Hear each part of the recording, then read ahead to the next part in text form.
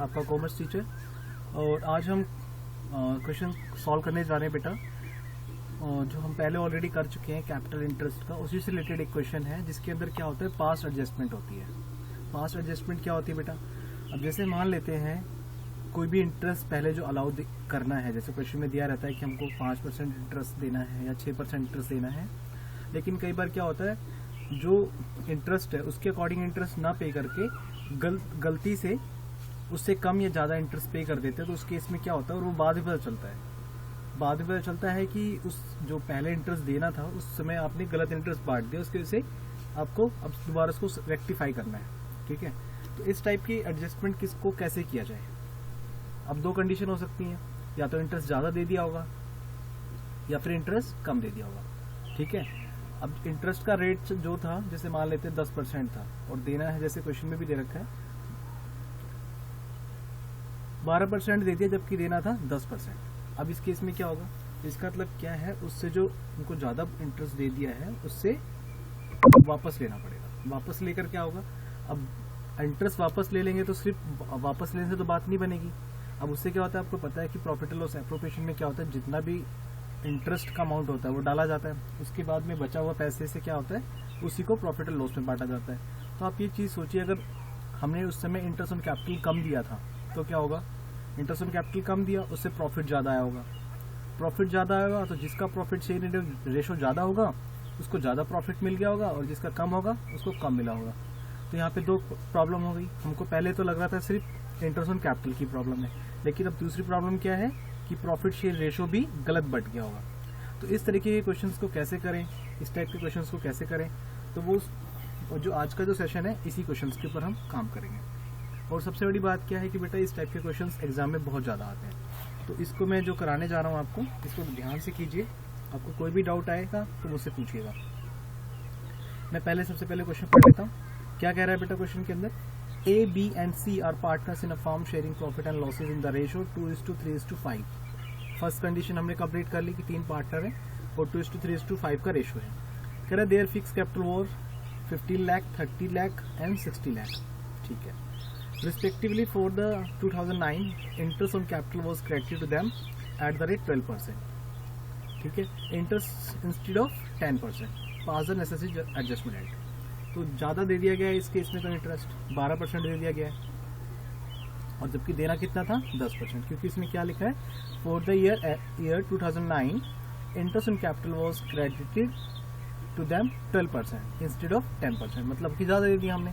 अब इस केस में क्या होगा, जो भी इंटरेस्ट ऑन कैपिटल पहले ये कैलकुलेट करेंगे कि बनता कितना था, 12% के अकॉर्डिंग और 10% के अकॉर्डिंग। और अगर हमने ज़्यादा दिया है और कम दिया है तो उसके बीच में क्या डिफ्रेंशिएट है, उसको डिफ्रेंशिएट करेंगे, और उसके बदले में जो फिर प्रॉफिट शेयर रेशो में प्रॉफिट बट गया होगा उसको भी कैलकुलेट करेंगे। ठीक है, तो आइए देखते हैं इस क्वेश्चन को बेटा। तो जैसे ही मैंने पहले से क्वेश्चन सॉल्व करके रखा हुआ है बेटा, तो जैसे इसका जो नाम होता है वो आपको हेडिंग में देना होता है, टेबल शोइंग एडजस्टमेंट होती है। ठीक है, वेयर इंटरेस्ट रॉन्ग क्रेडिटेड है। तो सबसे पहले क्या है, हमने इसका एक फॉर्मूला तैयार कर लिया जैसे नॉर्मल है ना। अब इसके अंदर क्या है, ए और बी सी और 3 पार्टनर थे, मैंने यहाँ पर इनके नाम लिख लिए। टोटल कितना अमाउंट इनका इंटरेस्ट बनता था सबसे पहले वो कैलकुलेट किया मैंने। Interest that should have been credited, जितना उनको देना चाहिए था। ए को देखो कितना देना चाहिए था बेटा, 1.5 लाख, बी को 3 लाख, सी को 6 लाख। टोटल ऑल ओवर कितना इंटरेस्ट बनता है, 10,50,000 रुपये देना चाहिए था। लेकिन बाय मिस्टेक इन्होंने कितना इंटरेस्ट क्रेडिट कर दिया इनको, कह रहा है कि interest already credited eight the rate 12%। तो ए को दे दिया है 1,80,000 रुपये दे दिया है, और बी को 3,60,000 रुपये एक्स्ट्रा गलती से दे दिया है, और सी को 7,20,000 रुपये दे दिया है। टोटल जो इंटरेस्ट का अमाउंट है कितना पे किया गया तीनों पार्टनर को मिला के, 12,60,000 रुपये का। और जबकि बन कितना रहा था, जैसे कि आप फर्स्ट वाले कॉलम में देख रहे हैं, 10,50,000 रुपये। तो इसका मतलब क्या है कि जो एक्सेस इंटरेस्ट है वो पार्टनर को कितना दिया गया है, हम दोनों का डिफ्रेंशिएट कर सकते हैं। दो तरीके से डिफ्रेंशिएट करेंगे, पहले तो इंडिविजुअल कर लेंगे, उसके बाद ओवरऑल कर लेंगे। जैसे कि ए को 1.5 लाख देने चाहिए थे, दिए कितनी गलती से, 1,80,000, 30,000 ज़्यादा दे दिए। यहाँ पे बी को कितने देने चाहिए थे बेटा, 60,000 रुपये, 60,000 रुपये ज़्यादा दे दिए यहाँ पे सी को कितने ज़्यादा दे दिए, 1,20,000 रुपये, और यहाँ पे आ गया आपका 2,10,000। तो अब इसकी वजह से क्या हुआ होगा कि प्रॉफिट भी कम बटा होगा पार्टनर्स को, तो ये जो प्रॉफिट शेयरिंग रेशो है वो कितना है, 2:3:5 है। तो हम सिंपल सा क्या करेंगे, जो कम प्रॉफिट इनको जो इंटरेस्ट दिया गया है, अब उसको एक काम करते हैं, जो प्रॉफिट बांटना चाहिए उसको बांट देते हैं। ठीक है, तो हमने क्या किया, इसको प्रॉफिट को बांट देते हैं। यहाँ पे हमने देखा कि 2,10,000 है, 2,10,000 का हमने उठाया, उसको पूरा सेग्रीगेट करके हमने उसको पूरा बांट दिया। ठीक है, तो देखिए यहाँ पे जो प्रॉफिट शेयर रेशो है 2:3:5 के अकॉर्डिंग ए का कितना बनता है बेटा, एक्सेस जो उसको क्रेडिट किया हुआ है 30,000 रुपये, और जबकि उसको मिलना कितना चाहिए था 42,000 रुपये, उसको 42,000 रुपये उसको देंगे। ठीक है, तो अब लेकिन तो हमने पहले ऑलरेडी 42 उसको देने चाहिए थे, 30 ऑलरेडी दे रखे हैं, तो कम दे रखे हैं, तो एक काम करते हैं उन दोनों के बीच का डिफरेंस निकाल लेते, 12,000 रुपये वो पे कर देते। ऐसे हमने यहाँ पे देख लिया। ठीक है, जो कि उसको अमाउंट कम दिया हुआ है उसको कितना दे देंगे, 63,000 उसका बनता है प्रॉफिट शेयर रेशो के अकॉर्डिंग, और 60,000 रुपये देने बनते हैं, तो 3,000 उसको वो और दे देंगे।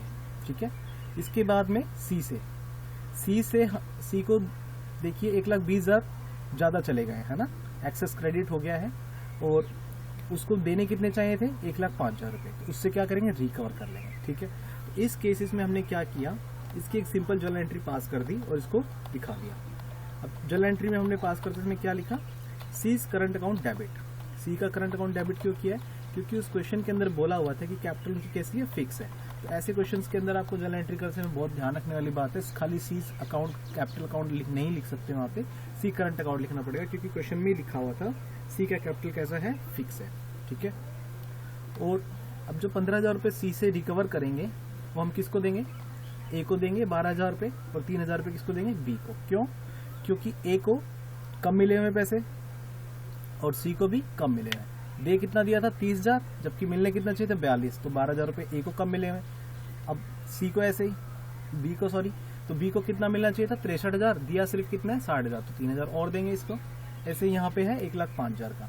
ठीक है, इसको देना कितना चाहिए था 1,05,000, लेकिन बाय मिस्टेक हमने कितना दे दिया 1,20,000 दे दिया, तो इससे रिकवर करेंगे। तो मैंने यहाँ पे माइनस का साइन लगाया हुआ है, और जिनको देना है उसको पॉजिटिव का साइन लगाया हुआ है। ठीक है, आप ये डिफरेंशिएट करना समझ गए आप लोग। और ये जर्नल एंट्री कैसे की है बेटा, मैंने आपको बताया कि करंट अकाउंट को क्यों लिखना है, क्योंकि कैपिटल फिक्स थी। ठीक है, और जिससे रिकवर करते हैं उसको क्या करते हैं, डेबिट करते हैं, और जिनको बनती है लायबिलिटी पे करने की उनको क्या कर देते हैं, क्रेडिट कर देते हैं। ठीक है, तो ये हमारी जो है फाइनल इसमें एंट्री हो गई है, रेक्टिफाई हो गई है। तो इसमें लिख भी दिया है नरेशन में, for interest less charge on capital now rectified. ठीक है, तो रेक्टिफिकेशन एंट्री कैसे करते हैं जर्नल एंट्री, वो आपने सीखा। टेबल शोइंग एडजस्टमेंट एंट्री क्या होती है वो आपने समझा, और इंटरेस्ट रॉन्ग क्रेडिट हो जाता है उस केस में आपको क्या फॉर्मूला मेथड फॉलो करना है, क्या तरीका फॉलो करना है, आपने वो समझा।